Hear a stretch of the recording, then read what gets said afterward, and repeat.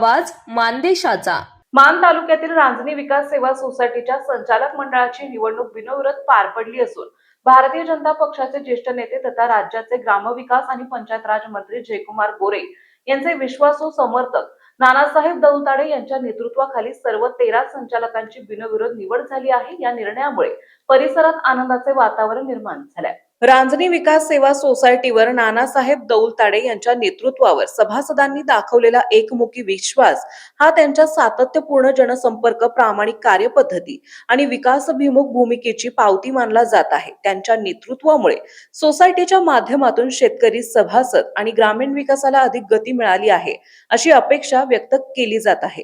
या निवडीमुळे सोसायटीच्या कारभारात पारदर्शकता, विकास कामांना चालना आणि सभासदांच्या हिताला प्राधान्य मिळेल असा विश्वास ग्रामस्थांनी व्यक्त केलाय।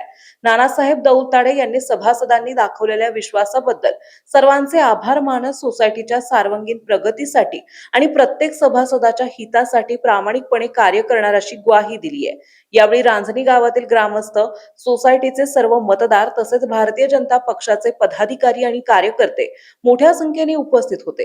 नानासाहेब दौलताडे यांच्या या यशाबद्दल विविध स्तरातून त्यांचे अभिनंदन करण्यात येत असून त्यांच्या पुढील वाटचालीसाठी शुभेच्छांचा वर्षाव होत आहे। मान चौफिया न्यूज साठी संपादक बापूसाहेब मिसाळ, वरकुटे, मलवडी। आपल्या जिल्ह्यातील, तालुक्यातील लेटेस्ट बातम्या पाहण्यासाठी आजच मान चौफिया न्यूज चॅनलला YouTube वर सबस्क्राइब करा आणि बेल आयकॉन प्रेस करा।